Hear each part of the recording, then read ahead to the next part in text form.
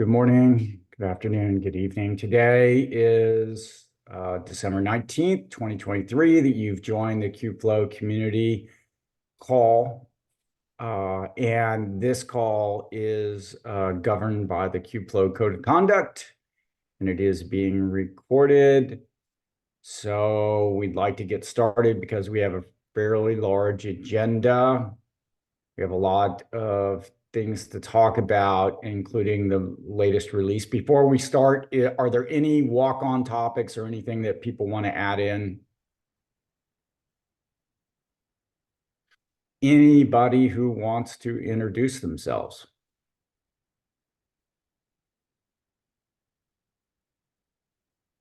All right. Well, if things come up during the way, I know we don't spend as much time on building community. Often we just jump into the topics, but let's go ahead and get started. We typically start this call talking about our latest releases. Oops, somebody's moving the. That would be me. Sorry about that. No, that's all right. Quite frankly, I don't know exactly where we stand on 1.8.0, except for that we delivered. I don't think that we are going to do a 1.8.1. There's been some patches done for some bugs that were found. I think those have been documented.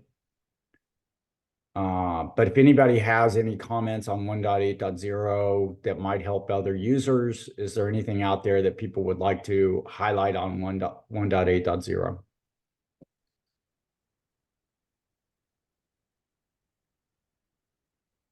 Okay. On 1.9, we've had the last 2 weeks, the release team meeting, we've had a few people show up. We've taken some notes. We've tried to organize a schedule. We've tried to figure out where we're going, but we don't have a release manager. So what do we do? Any ideas on what we do about not having a release manager? I thought somebody had suggested that David be the release manager. I thought I read that somewhere, or maybe you brought that up. David had initially said that he would be interested in that, and I think he got caught up in some other, I don't know for sure. It's been a little quiet about that. And, David's been contributing in a lot of different ways. So I'm a little concerned about this. There have been, discussion yesterday that we loosen the requirements and we allow other people besides somebody who's actually been in the release team before. I think at the initial part of the release team or the release cycle, the release manager probably can just do some project management and not be as technical. But I think there's still a lot of organizing that we need to do to get ready. That includes trying to figure out all the different dependencies that we probably should be supporting, as well as which distributions look like they're going to be involved, and then trying to get organized with the release versions of each of the working groups. So at a minimum, I think what we want to be able to get done in early January is that the working groups do produce a roadmap and present it to the community. So I'd ask the working groups to start to think about, is there a roadmap that they can present in January at some point? Can would one of the previous release managers be willing to kind of shepherd someone who maybe doesn't have the experience? Like mentor someone and help them along where they get stuck in case, maybe one of the previous ones don't have the bandwidth to do it all themselves, and maybe a new person doesn't have the experience. But speaking to your releasing the relaxing the requirements. Statement. Would that be possible?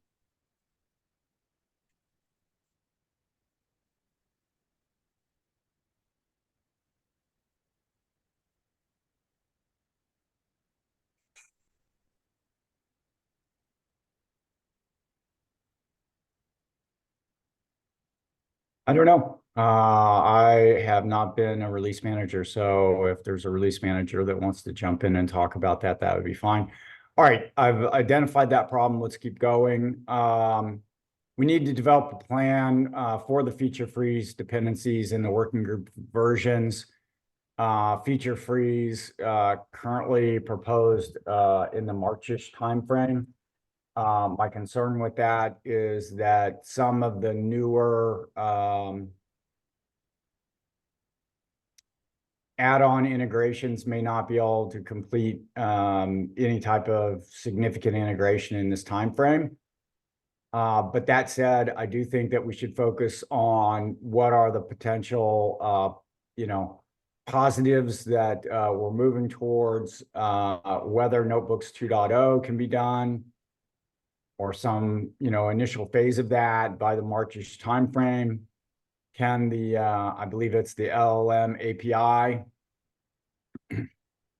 be firmed up? I think there's probably some follow-up on the rootless access.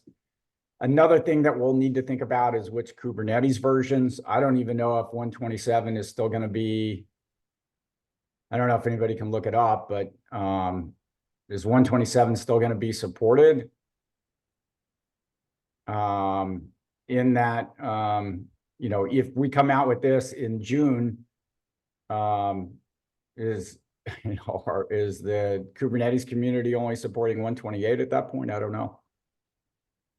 And then we have to look at what is necessary for CNCF graduation. And in particular, I think that there'll be some features and things that we do need to address. So, all of this, obviously, we've successfully kind of managed through many, many times before, but we do need some help on some of this. So I'm just giving people a heads up of where we're at. Amber, is there anything in this document or this PR that you would like to highlight or update or talk about at this point? I just wish or hope, wish, whatever thinking that I'm trying to say this morning, that anyone who's interested in this would just take a look at both the issue and the links in the issue, as well as the document. And I would like to propose that we, after the first of the year, since the security meetings are the first and the third Tuesdays before this meeting, that we now have at the same time as security meetings on the second and fourth Tuesdays, we have a meeting ahead of this one about the checklist and get everybody who wants to be involved. If that's something that others think that we need, I can get that set up, but I think that we need to have an additional meeting that just deals with the graduation checklist for everybody who wants to be involved in that. And then we can report back to the community during the community meetings if we have it right before this meeting. Thoughts on that?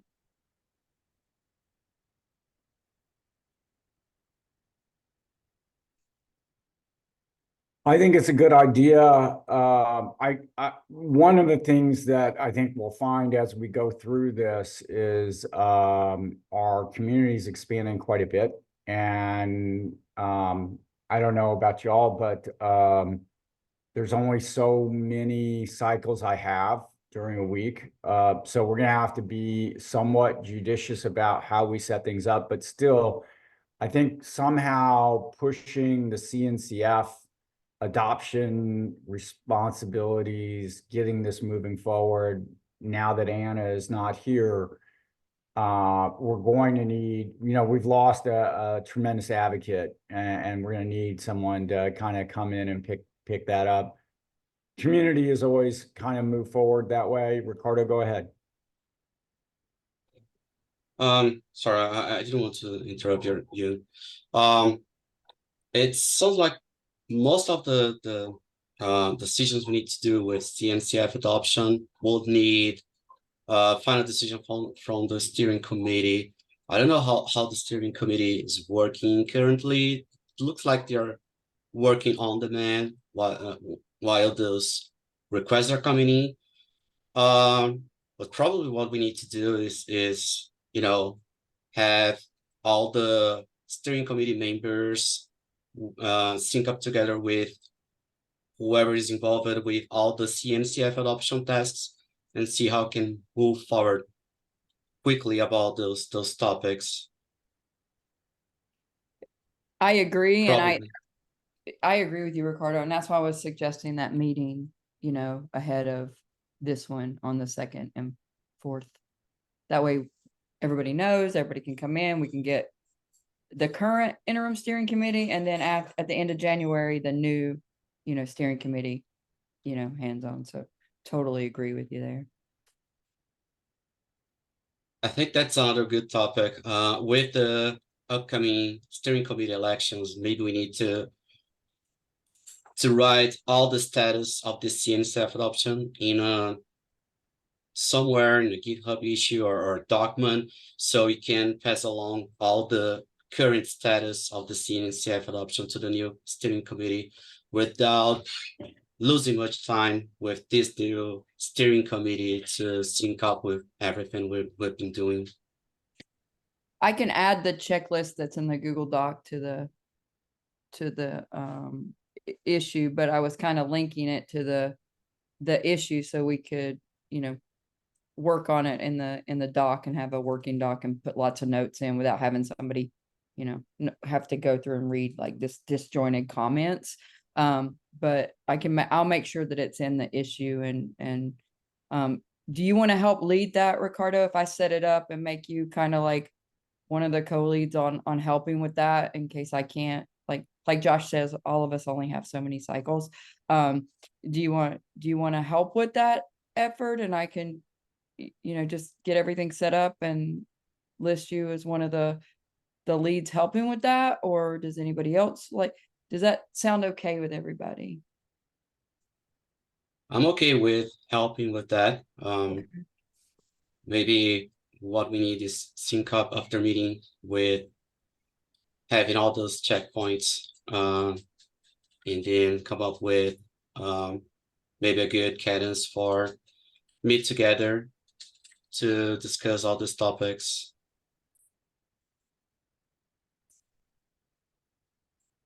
Anybody else have a thought on that? Andre, you're quiet. You always have have thoughts about this kind of stuff. Yeah, I think we need to have a status meeting. I agree with you, Amber. I think we need to start this status meeting after New Year, having it every week. Every week or second? I was thinking let's start it with bi-weekly, and then we Okay. can see what kind of attendance we're gonna have there. Like with I guess like kind of like if she doesn't have a lot of time right now, we need to help with the migration and like call for volunteers in the community. I guess like I saw like there was some interest, maybe I was wrong, from the Red Hat folks Yep. to help with the migration. So let's start this discussion in the first week of January, and then just to see how we can process. All right, then, and unless there's a strong objection, I'll set it up for the 2nd and 4th Tuesdays. It'll be 7:30 Pacific, 9:30 Central. I don't know what that is. It's like 30 minutes ahead of this meeting, since everybody sort of that's interested kind of comes to this meeting. It'll just be a lead in. Does any strong objections to that? Yeah, I think I'm fine with this. I think, Ricardo, like from your side, are you okay with this time, or we need to find a better time for you to attend? Well, that schedule works for me. That sounds good. Yeah, I think we can start with December, and then we can adjust the timeline. Yeah, thank you. All right, I'll get that set up, and I'll make it for after the first of the year so everybody can enjoy their holidays. Not worry about this graduation checklist. So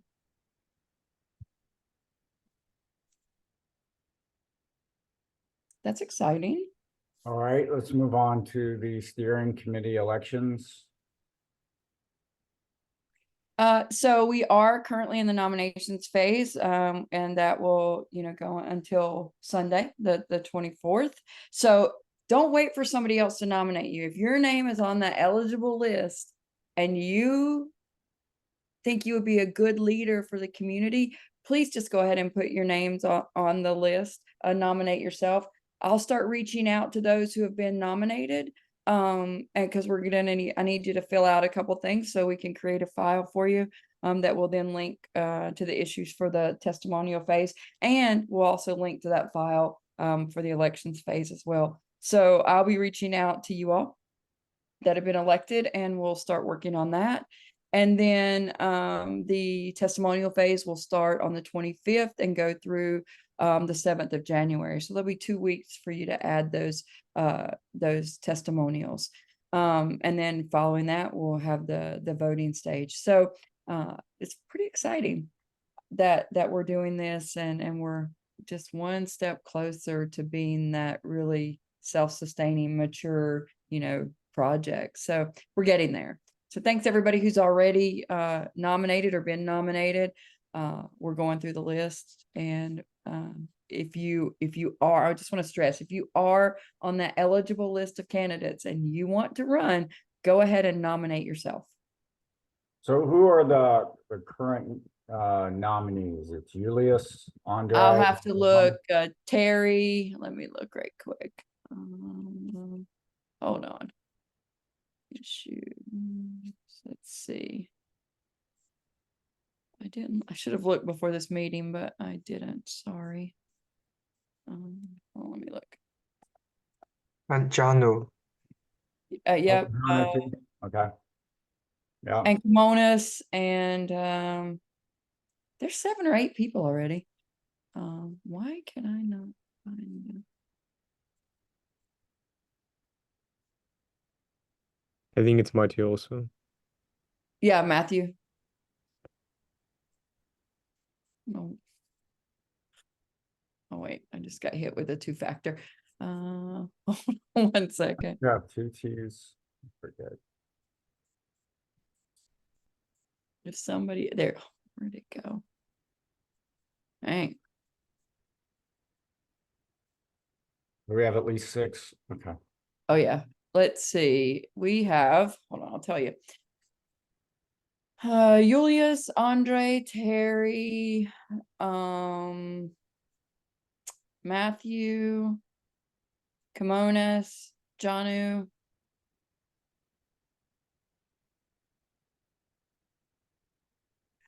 And if Diana's on the call, yes, if you're eligible to vote, you can nominate more than one person.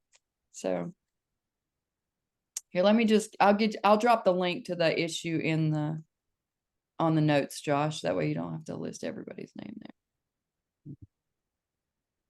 All right, let's get to the main event, unless you have something else on that.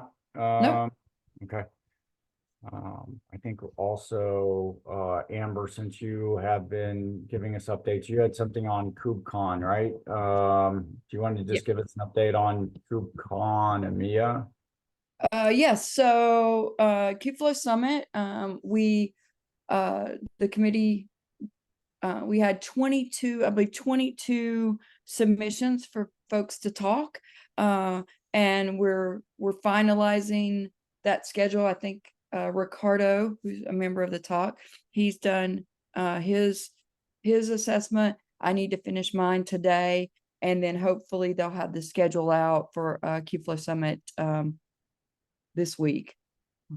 So if you submitted a talk, know that the final decisions are being made, and we have to have that finalized today for the CNCF. So how many slots are there?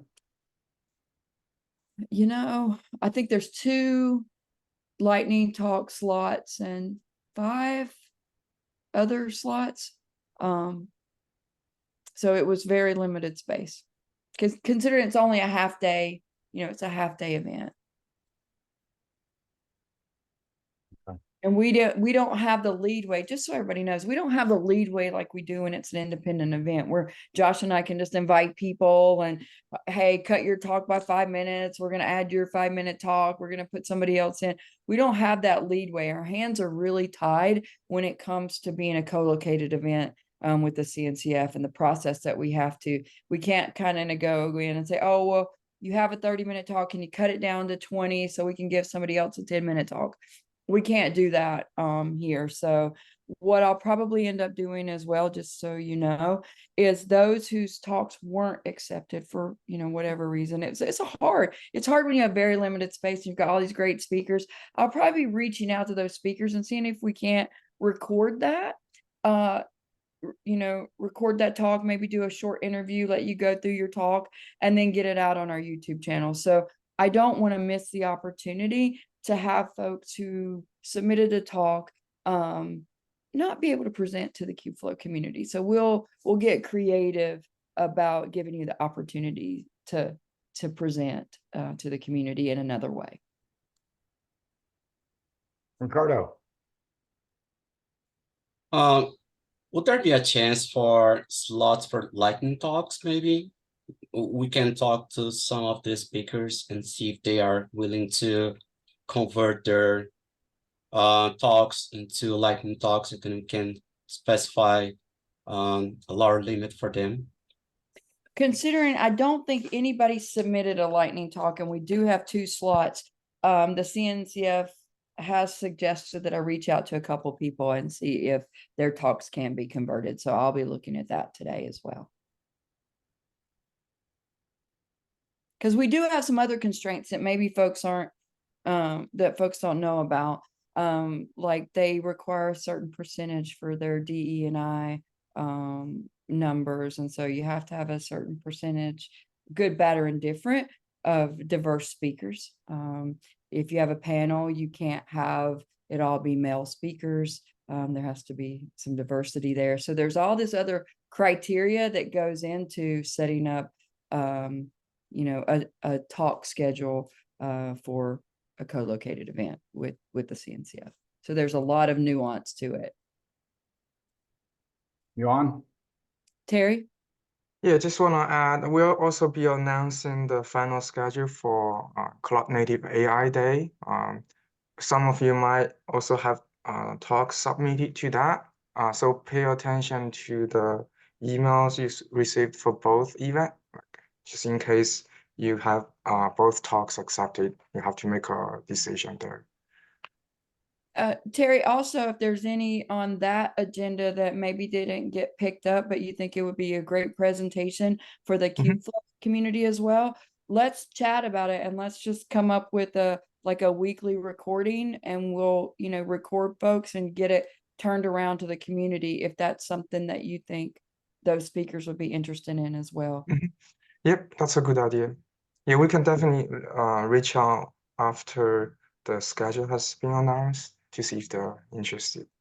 Oh, that would be great if we could have like a weekly cadence, like people can watch us record it and then we post, edit, and get it out. That would be, an awesome kind of thing too. Andre.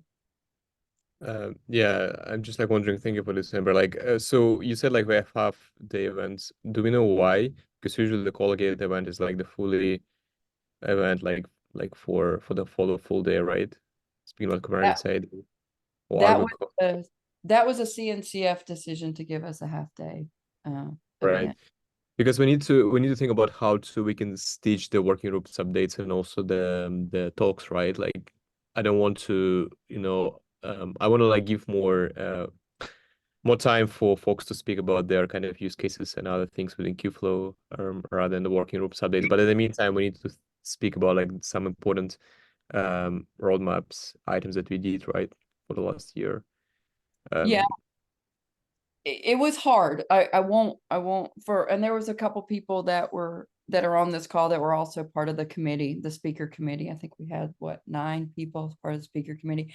And I don't know about you, if you want to comment, for those of you who were on that, it was difficult to take 22 talks and you only have a half-day event. And we, with all the other requirements and balance that you have to do, I think we'll look at some other, we'll look at other options too throughout the 2024, not just being co-located with KubeCon. So And yeah, I think we can, Anyway. I think, Andre, to your, we can also record some of those working group updates and put them out quarterly as well. So like maybe in the middle of a release cycle, we can, like we do the recordings for the releases, maybe we can get the working groups together and we can just have like a panel webinar and get it out that way as well. So yeah, I would say maybe we can make it shorter, just 5 minutes per working group, or like 2 minutes per working group, and make it just a high level updates. I don't know how we can discuss this further, like not right now, but I just feel like we have a lot of excitement update we need to share about Spark and model registry that we probably need to mention. And I think this will be really very like important to allocate some time slots during the Kubeflow summit, the KubeCon.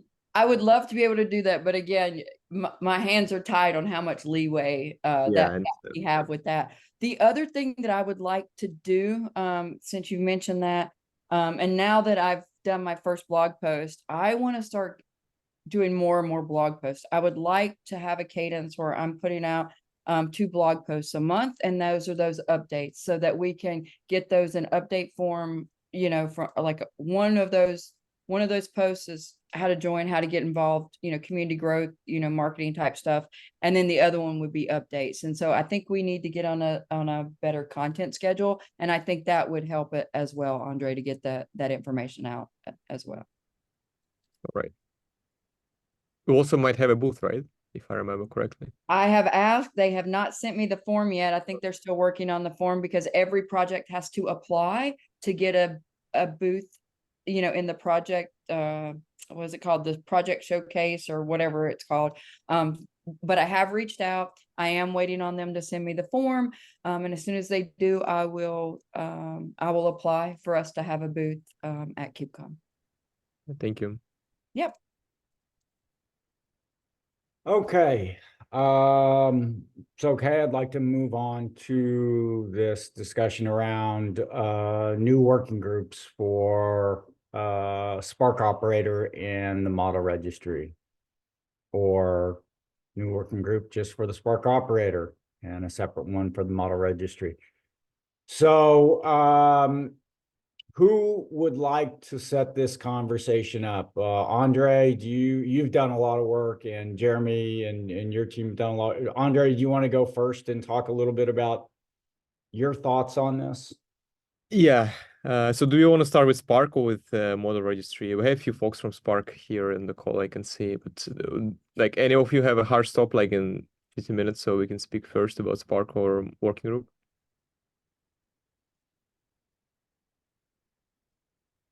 All right. So yeah, I think like maybe we can start with about the working group, right? So I guess like we submitted the proposal and we're thinking about the name, what should be the name. So the main idea is here we need to find a working group for the new components that will come to the Kubeflow, specifically Spark Operator, model registry, if you're going to accept it, right? The steering committee accept it, and also other components that probably will in the future be part of Kubeflow, or other things related to data preparation and lifecycle management. So we need to think about the name and we need to think about the scope on the proposal. The main there are a few suggestions right now. So the first one, call it like working group data, which will be related to all of the data activities like data preparation, data management, model metadata, right? The model registry. And another proposal called it like working group lifecycle, ML lifecycle. I think the problem with ML lifecycle, Mario was like raised the problem about like this could be literally anything about like MLOps workflow, and MLOps like lifecycle, and we want to like descope things there. And so do we have any other suggestions? So we need to find a working group, right? We want to combine these components together, so we have like the similar kind of scope and charter for this moving forward. But any other suggestions how we should name it or how we should move forward here? Yeah, I mean, I think there's two parts to this or more. One of them is the name, right? Which I think is important. The other is the scope. Yep. And I'm not sure, like, my biggest probably concern about this is if we set up 2 or more new working groups, is the management and the administration and just the general getting participation into 2 or 3 more meetings. Yeah, so for the meetings, like I know that Spark team wants to have a separate meeting because they want to like focusing on Spark operator right now. And maybe like model registry, the team like who will be part of this initiative also want to have a separate meetings. So I would say like we shouldn't limit the working group to number of meetings that they need to have, right? But like Josh, I think you're right in terms of the maintenance effort, that we shouldn't like have a lot of different like working groups for each component. So people can collaborate. And like even more like this could have the potential of integration between the components, like imagine like Spark and model registry, right? Or maybe like Feast and Spark, right? So I think we should just keep these communities together, and the working group formation could be one of the potential collaboration between different teams. Yeah. So there's a couple different things that I'm concerned about. One of them is, when would the meetings, and maybe this is super tactical, but it is kind of a challenge, be held, right? And if we move that meeting around, and sometimes it's for India time, and other times it's for Pacific time, what we have found in the past is that it's sometimes hard to get consistent representation.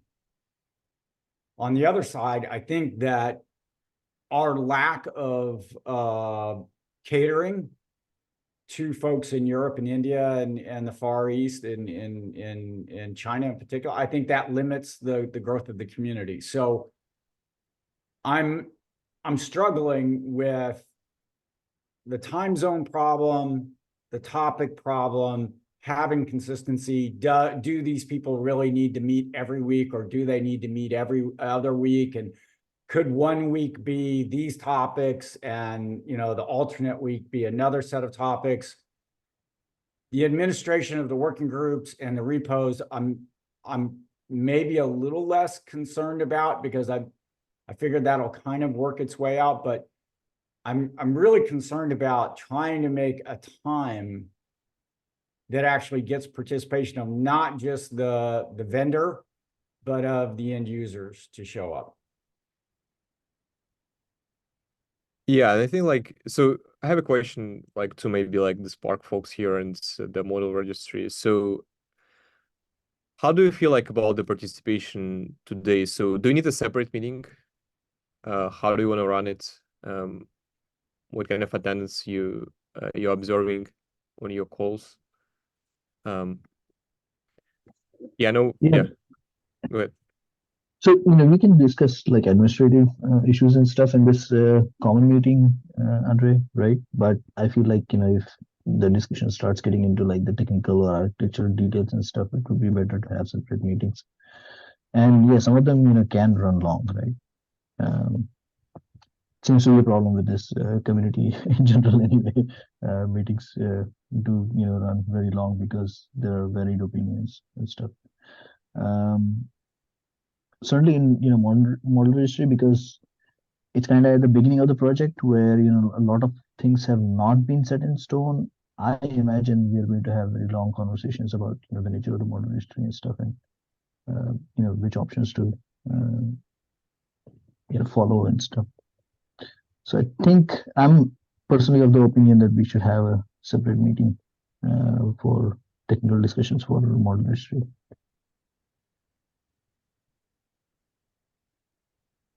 And how often do you think those need to be held? Are those weekly 1-hour meetings?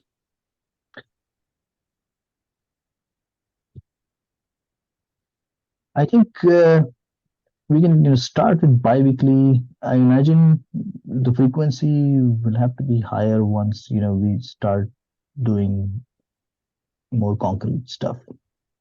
Maybe people need, more time to, sort of digest the initial discussions. Yeah, I think there's a flurry at the beginning.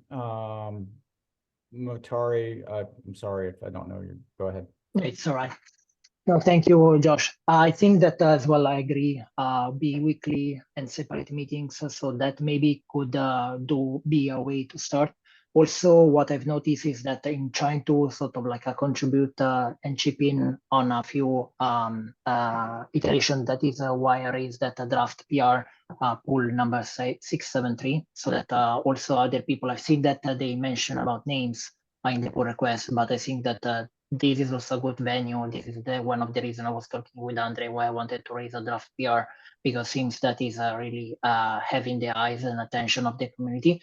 So is anybody hearing these meetings recording and want to have an opinion about this argument can also use that to record that. I think as well another topic is that that I noticed in that thread is that to your concern, Josh, about sort of like the administration of the working group, etc.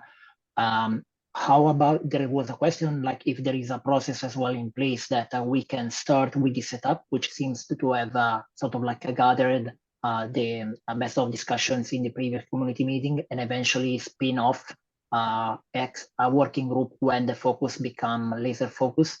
So this, I think it was a good point raised in the thread, and I wanted to ask if eventually we can also as well consider, we can get started this way with this approach that seems to have gathered attention. But the moment that we see that it needs some focused attention, the working group could sort of like have a spin out or a spin off. I don't know if that is possible or envisaged by the process.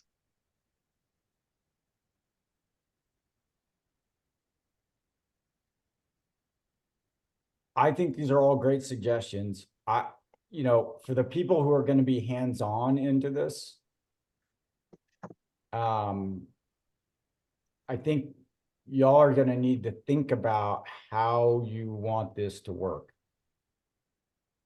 Some people like Andre who have been around and run a working group for, I don't know, what is it now, Andre, like 5 years? So yeah, sorry Josh for interrupting you. I think like so it is not a problem for us to like, to have another call in the future. We just need to see how many people actually attend these calls and how much like user participation we're gonna have there. Because like for example, like we've been running training operator and AutoML calls for the last 3 years. We've been struggling to find like the best time to people to attend, because the problem is like when you run some projects, right, the priorities might change for some people. Some people might change countries, some people might change, their work, so their companies. So the thing is like, I guess like even to have single call for model registry plus Spark in the same time and split this call like 30 minutes equally for both of you might be a good start moving forward. In the future, if you see that you need like an allocated 1 hour for specifically speaking about Spark, you can always like change this. But we just need to start with something, right? And then just to see how like what kind of users attendance you're going to have, right? And especially the contributors who are going to maintain this project, right? Yeah, I think that's a good way of like hedging bets and seeing the level of community participation for the individual topics, and going forward from there. Yeah, I don't know whether it's a half hour, especially at the beginning where there's a flurry, or whether it's 1 hour alternating weeks. But the other problem is the timing. You want to go ahead? Yeah. Like I just was going to say the same problem that we had. The timing is a very, very big problem. So I would suggest to first see the participation and what users really want and adjust accordingly. We'll figure out over time like what suits best for the users. For example, right now, if you see case of, they are having a monthly meeting separately for the people from Asia, right? And they have bi-weekly for the US time zone. So we could figure out what is the right thing, but again, let's start on something which is much more conservative.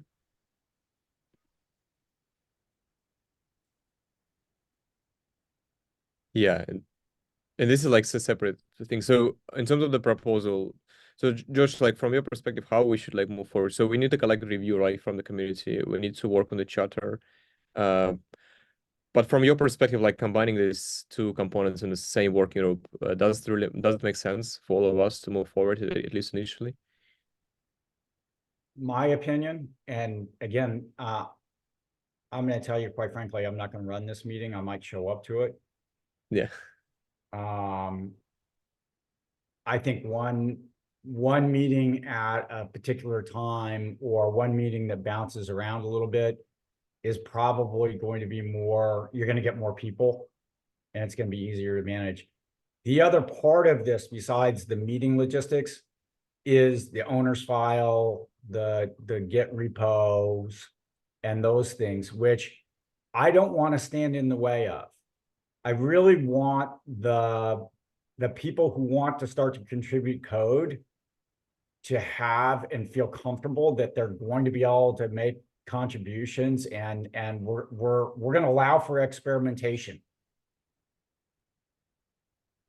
And that's why I thought having kind of like this generative or emerging add-on project, which still hasn't matured all the way, working group that allows more experienced projects to kind of teach the newer ones to come in about how to become a mature working group may be helpful as well. But in the short term, isn't the goal here to get code and get users using that code as quickly or commenting on it as quickly as possible? Because I think that when we talk in the hypothetical, we need a model registry. Until people actually see that model registry, you're not going to get as many users, right? Until you see a demo of something about how the integration with Kubeflow is actually going to, you're going to slow adoption. So I want to somehow make that faster. Does that make sense, or am I off track? I think No, to it me it makes- makes total yeah. sense. Yeah. Sorry. Yeah. I'm just gonna quickly jump in. And Josh, I think I saw your comment on the PR after mine, and I feel like we're on the same page. This is Russ. I work with Andre. So I think just having a process to graduate things, like where people can go and like start getting help and collaborating, that is kind of low overhead, was kind of like my thinking on this. And I think you chimed in with the same kind of comment. And so I kind of agree. I think like my suggestion would be like, maybe pick 2 times, right? And maybe alternate like one morning PST if that's works for some part of the world, and one evening PST if that works for other part of the world, and do that like, I guess maybe once a week. Like we start with the morning PST one week and then evening PST the next week.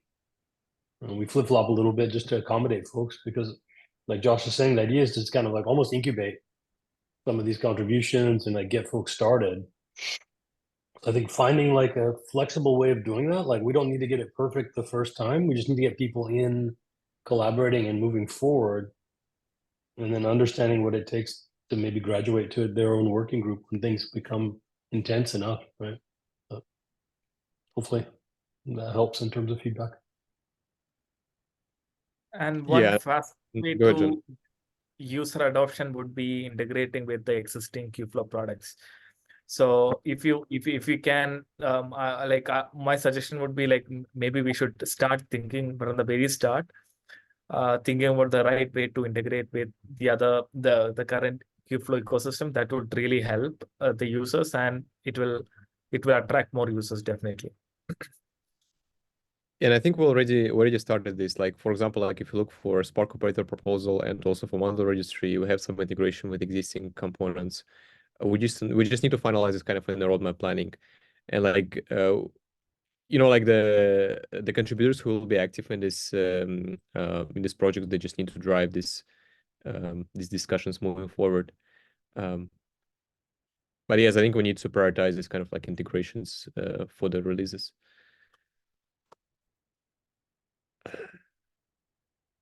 So on this working group, to just move on. So can we just collect a feedback from the whole community? I think we need to announce this on the Kubeflow discuss on like maybe on Slack, on a LinkedIn, wherever we can, just to collect the feedback for the like maybe next month, I would say, and then maybe just finalize the charter. What do you think, Josh? Well, what I was trying and what I believe the model registry team was trying to do and was, let's open a PR and give them the authorization, because I think that we need to get to a place where we're approving something, right? And we need to force it.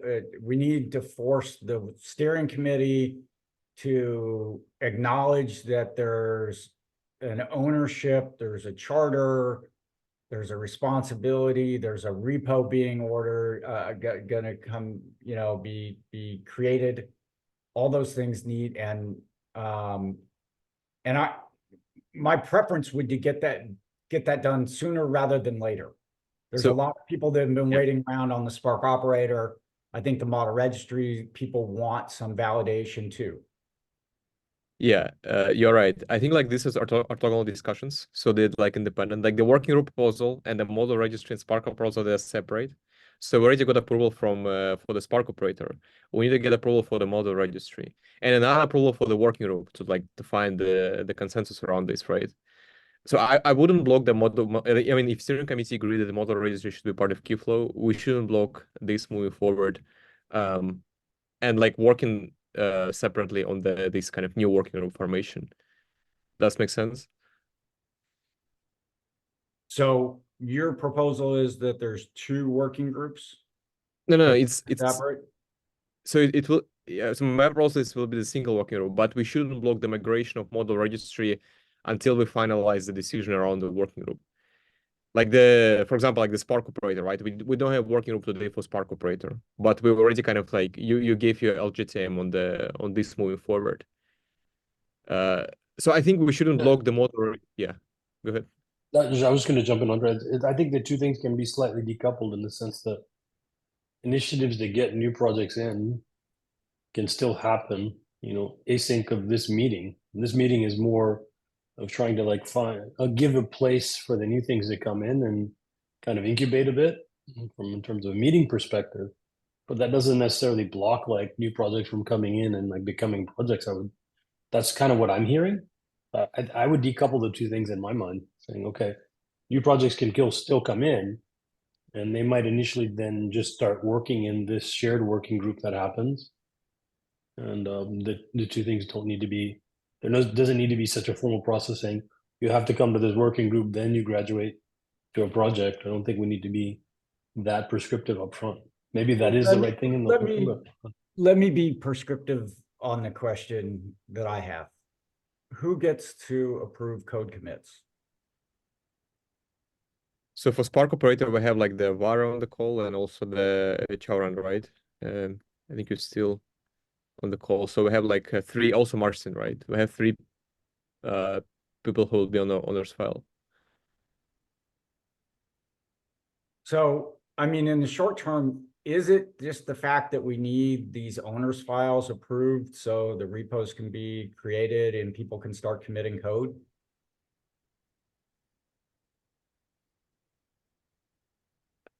I mean, it sounds like probably a decent. Yeah, I mean, like when goal, yes, we need to have like for model registry, we also need to find people who will be on owner's file. I think like on your proposal, if I remember correctly, Mateo, you have like the maintainers, right, as well.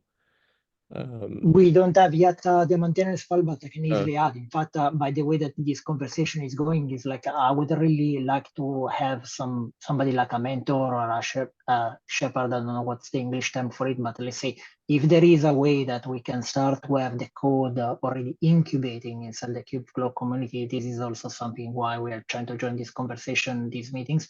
Let's say, please let me know which action do I need to take. I'm happy to go through the due diligence needed in order to have that done.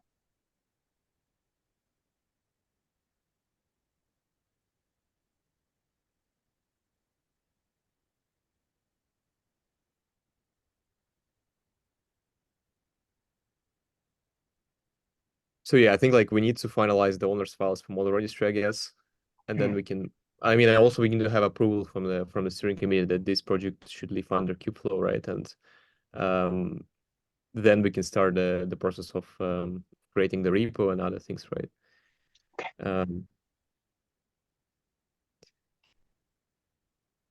Okay, so there's a PR for the owners files. Then there'll be a PR for the repos to be created. And then there's going to be PRs for the meetings that will be held, and all that administrative will come kind of along. But I think we do need to start with the owners and probably the owners and the maintainers file. Is it approvals? Is that about right, Andre, from your perspective? I mean, is that what you need to move forward with the Spark? Yeah, so for model registry, we need to finalize I guess the proposal is still under review, right?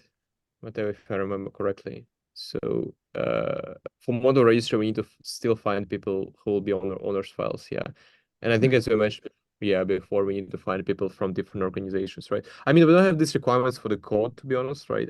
Maybe I'm missing something here.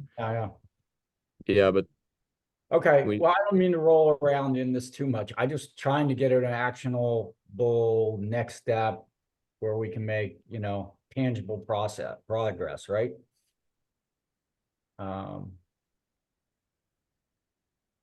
Yeah. So I mean, like I think so for model registry, yes, we need to finalize it. I think for Spark, we kind of can move forward. Like, so what is the next step on the Spark? I mean, where are we at, right? Yeah, so I guess like we need to ask anyone like who has like admin permission to transfer the repo. So do we have Marcin on the call right now? I think I can see him in the call. Yes, I am. So can you maybe provide a quick updates from your side, from the Google side, like? Okay, so it looks like that we have all of the necessary approvals on our side.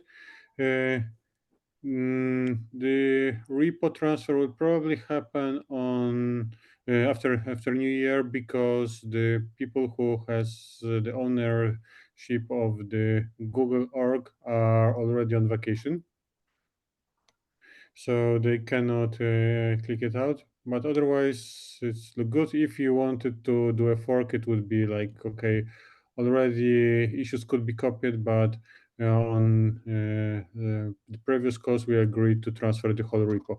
And that unfortunately requires these people to come back from vacation.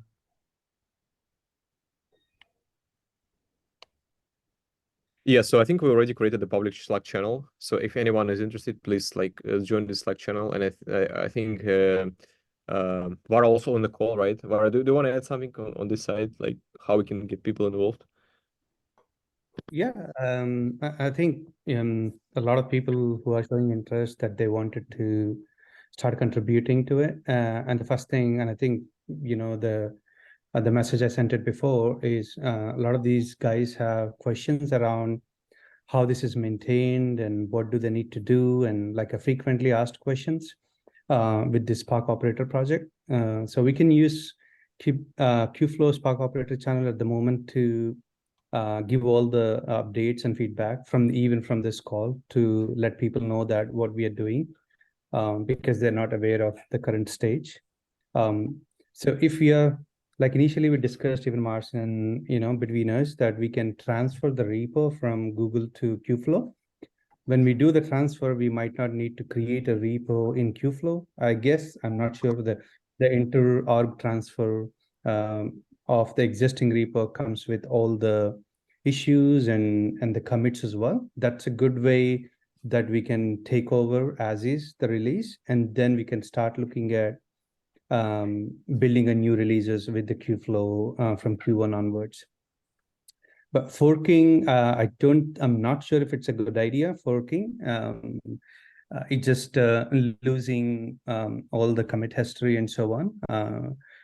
That's where I'm thinking the org transfer is better. But Marcin says it's in January, maybe finding that time, like fixing that time, because we need people from Kubeflow administrators as well as Google administrators who has org level permissions to do this transfer. Yeah, I think maybe we can target the first week of January or maybe second when March, like your folks are available. And I think like Josh, point me if I'm wrong, but I think only James, a lot of people from Google has the admin access on the repositories, right? On the Kubeflow GitHub org. Yeah, I don't have it. Okay, yeah, we need to ping James Wu and or other like folks from Google who has like the admin access, so they can help us with the migration. I also like don't think we should fork. I think we should wait until January because I don't think we want to lose the Git history and issues and PRs, right? And I think you also asked questions about like the governance structure. So I think we need to, so for Spark Cooperative, we're going to follow the same governance structure as we have for other components, right? We don't have any kind of like differences there. So like we have a working group, we have a steering committee, technical oversight committee, right? And other things for this new component, which will be under Kubeflow. Well, you know, how the working group is there a working group lead? Does that even matter compared to the owners, file, the maintainers, the people that can approve the commits? I mean, isn't that really where the rubber meets the road, is who can approve the commits? Yeah, we already have people in the owners file who are not part of the working group. Yeah. And it's happening across all of the repositories, right? Yeah, I mean, moving forward, definitely can think how to optimize this, because working group is more about how to stitch these pieces together for this specific like ML part of the of the story. But I think it's a separate, Josh. We can discuss it further. Yeah. So. All right. Did we make progress? Yes. So we I have think another item on here too, which we didn't get to. I'm sorry, this Codium. So any other questions like from Red Hat or from like Spark folks here? Like how Andre, I would developers. just have. Go ahead. Sorry. You go first. I just had one other like more general thing I wanted to bring up in relation to that, but I'll let others go first. No, just very quick. Yeah, sorry, thank you. No, I will just follow up separately offline the meeting, just for a few action items that maybe I can do for the owner files. I mean, if I can have, I mean, I've been reading the documentation on the processes, but let's see if I can have just a little guidance on whatever I can do, because I can spend some cycles indeed in order to have this progress. That's why the reason why there is that draft PR. So I'm very happy to sort of like chip in any time and cycles in order to speed it forward. That's it. I will follow up on Slack. Okay. Jeremy? Yeah, just one item I had on the list there. I don't know, it got somehow nested underneath the working group conversation, but it's separate. Our business side is curious if there's a way to formally define what Kubeflow sort of is. And I had discovered an effort to develop a conformance suite a couple of years back. Yep. So I don't know if we've got the right folks to push that conversation today, or if we can handle it on Slack, but we might be interested in helping to revive that if others are interested as well. Yeah, I'm sure you'd have an advocate with James Wu, who's on the steering committee and wrote a lot of those documents. So I think he would be very much supportive of that. Yeah, also go ahead, Jeremy. I was going to ask if there's any of the folks from Canonical who might also be interested in that, or AWS, any of the quote unquote distributions that are listed on the Kubeflow website. The folks who kind of merge those PRs would be, I guess, who I should be reaching out to see if they're interested. Yeah. Yeah, without a doubt. I think Matthew probably would be too. So I think you'd have some momentum there. I mean, they're two different but related questions, is what is Kubeflow, and then how do we implement the conformance tests or conformance Yeah. whatever you call it, structure. Yeah. Okay, we can leave it at that since we're over on time already. I will start a conversation on Slack if I can run down the different vendor contacts. Jeremy, Okay. sorry, like, for your point, I would say like participate in this discussion on architecture, because we spoke a lot about like what is Kubeflow, what is components of Kubeflow, and this could help you to, maybe you can like provide your thoughts on this as well. I can drop some PRs, like what we will work with Matthew together, to refine this scope of Kubeflow and how we should define this project. Yeah, thanks. Yeah, send them over. Yeah, it's been a big brain cheeser, as you can see from some of the conversations on how to update the website even, right, Andre? It's hard. Yeah, that's kind of what shook it loose in my head too. And I started digging internally, like, does our business side, do we get customer inquiries along these lines? Turns out we do. And it's hard for us to navigate a nuanced conversation when there are components of Kubeflow that we don't ship. And there are components that we do. So it would be nice to be able to have less of a nuanced conversation with the field teams. That's kind of where I think our business unit folks are coming from. All right, I'll leave it at that for now. All right. Thank you. We have two other hands up. We're over time. I'm glad to extend, but two hands up. Anybody want to go first, Vikas or? I can go first, or Vikas, go for it if you want. No, Arpi, you can go first, please. Okay. Yeah, mine is probably more of a point for the next time we can talk in more detail, but just trying to figure out, like, as this community seems to be growing and more things are happening, I can sense, Josh, like you have some concern around like how all this stuff scales by some of your comments, right? And I'm just wondering, like, from the different companies involved, there tend to be a lot of engineers floating around those companies. Could we have some type of contributing hour where we help people understand how to come in and contribute, where we know there are a lot of engineers? I think, like, from where Andre and I sit, I know there are plenty of people who are passionate and who can likely work, evenings, weekends, just to, help the open source community because they're just passionate and interested in things. And we could help facilitate, at least on our side, like getting some more of those engineers in to help on these projects. And I know on the Jupyter side, for instance, we also have, presence there. We've done something similar there, just trying to train people how to come in and help on various things. So maybe in the future, we can have a conversation around how to, like, maybe bring more resources into the community to make sure it stays healthy, given that there's so much new stuff going on. But I'll just stop there. Yeah, there was this guy who at the first part of last year had that idea, and then he did like a presentation about how to get involved in Kubeflow, and then he never followed up. That was me. But I think that having the working groups present like good first issues, bringing people in and probably getting them into a working group as quickly as possible, because I think that's where the rubber hits the ground, where with contributors, more so even than this community meeting. Andre, you may have a different opinion. Some people have been around the community, but I think that if we could get people into, the working, the notebooks working group or the training working group, whatever, and get them with a good first issue that they feel comfortable with as quickly as possible, I think we'll do better at keeping them engaged, right? So they can see progress. Go ahead. That makes sense.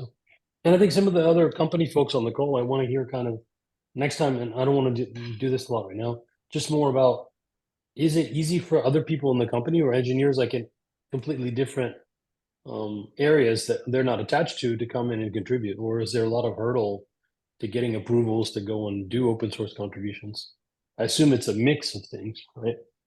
And so, like, maybe there's something there that we could just talk about to see, like, okay, how deep is the bench of folks we could pull from to get some help? And like Josh, you're saying, is that getting them routed into the right working group to start helping if the hurdles are low? Maybe that's something we should just continue to discuss over and over for a couple of weeks to see how to, like, get something like that moving. But it's more of just like an idea, nothing like super concrete right now. No, this is a very good idea. We need more muscle. So I think bringing in new people, there's plenty of them out there. And I think the beginning of the year is a good way to kind of get them involved. Vikas, sorry, man, I made you wait. That's fine. Actually, my question was more about the Kubeflow Spark operator. Like, are we actually have Google accepted the proposal for the Spark operator we to brought into Kubeflow? Because there was a similar thread going in Apache open source community as well. Proposal was made to merge the Spark operator over there. So I'm not sure like whether both the two things will work in parallel, or we are the chosen one to continue this project. So I think we discussed this before. So there is a proposal to create the official Java-based Spark operator under Apache GitHub org. So this separator will be probably available in like 6 months in 1.0 release. But there is a separate, like there is so we have an existing Google Spark operator, which is the most popular one and used for many companies, and this customer still needs to be supported. That is why Google was looking for the place where this project could live for several, maybe for a few quarters or a year, or maybe a couple of years, so we can support these people. And then like some of the customers, if all of them eventually will decide to migrate to the official one, we're just going to deprecate it. But maybe these customers are going to support it moving forward, right? We just don't know this yet. Okay. Yeah.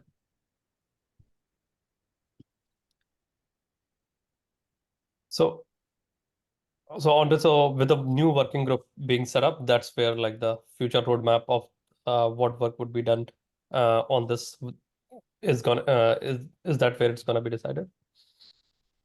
Yeah. So So the roadmap of the project and the roadmap of the working group is separate. Like, so basically, a working group can handle more than one component. Like for example, notebooks, right? So notebooks also like maintaining the profile controller, the central dashboard today, right? So they probably will be the different like roadmap for Spark and for model registry.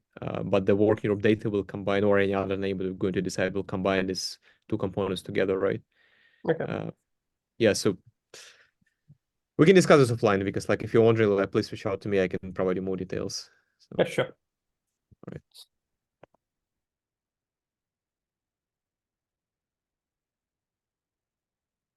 Did we not get to the Codium thing?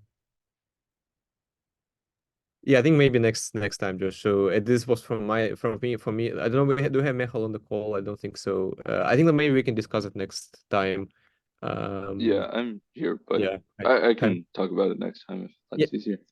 Are you available, Michael? Or you can maybe quickly mention like at least like what we discussed.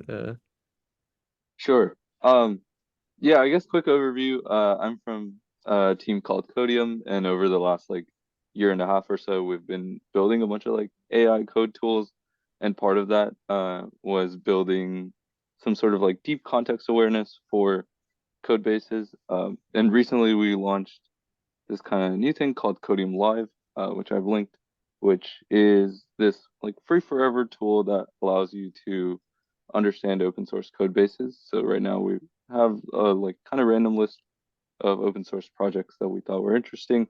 And we found that it really helps people like easily get onboarded and contribute to these things.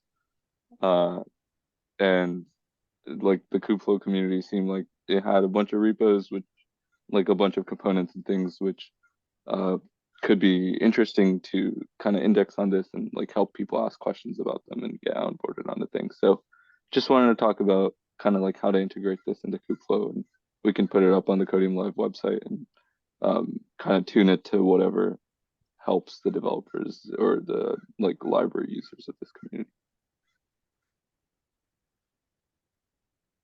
That sounds really really cool and helpful. Is there some like demo or something that might be helpful for us to kind of visualize how this might help folks? Sure. I guess so. If you've used any of the open source libraries that are already listed, I mean, you can go ask them any questions you want, and you'll see it like gets you relevant code snippets from that library, and then answers it. Otherwise, I'm happy to share my screen either now or like the next meeting. Kind of ask the Kubeflow repo that I have like opened up. Just questions you guys might have, and we can see how it does. Yeah, maybe next time if you can join and give us 5 or how many minutes do you need to kind of just do a quick, hey, this is the touch base of it. Is it something fairly quick?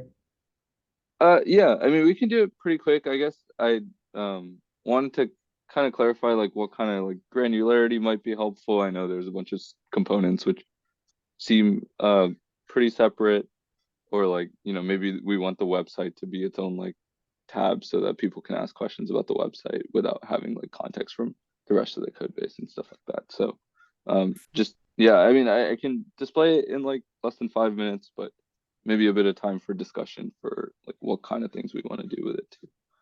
Yeah, I think a lot of these tools like this probably going to take multiple shots at the community to get them kind of thinking in this way of where they'll see the value, because sometimes it takes a little while to get to aha.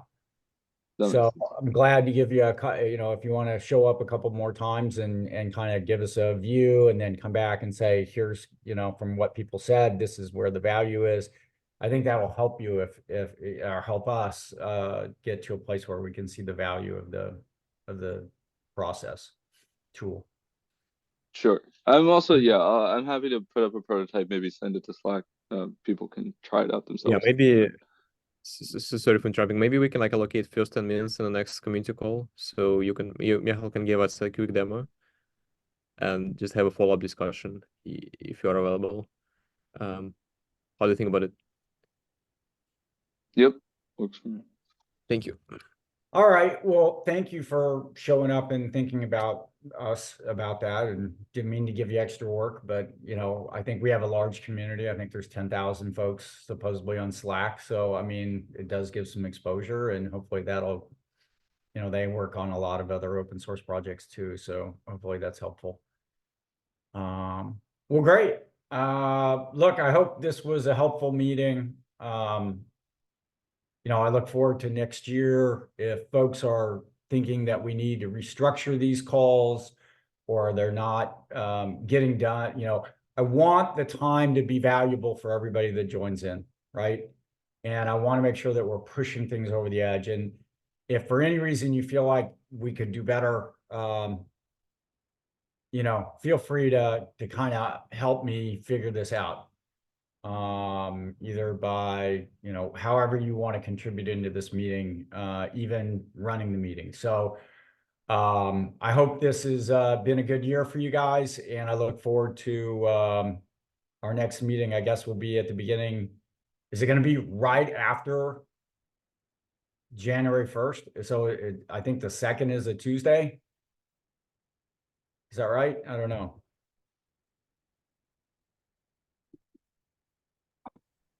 I think yes. It's like So, January 2nd. So our next meeting will be the 2nd, unless, you know, people want to show up after the day after Christmas or whatever it is.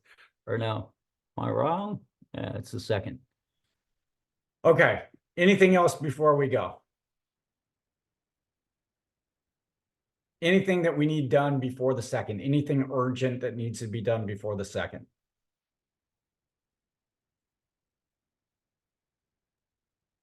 Okay, well, I hope everybody gets some time off. And I hope that y'all think of really good things for Kubeflow over your time off. Oh, go ahead, Vikas. Sorry, Josh. There's been a discussion on the Slack on the Slack channel that a lot of us who have recently been added to the org.yaml file for Kubeflow, we haven't received the invite yet. So if someone can look into it and send us the invite to join the Kubeflow, like begin the onboarding process to join the Kubeflow org, that would really be great. This is the Kubeflow org within GitHub, right? This is not the Slack channel. This is the Kubeflow org within GitHub. So folks like me, their PR was approved about, for me, it was approved around 5 days ago, but I haven't received any updates about how to fully onboard myself into the Kubeflow org. So as per the website, it is a manual process, and we should be hearing it something between like within a week or something.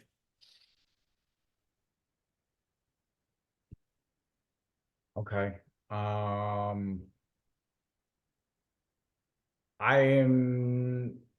It's been so long that I'm not sure exactly what's supposed to happen at that point. No problem.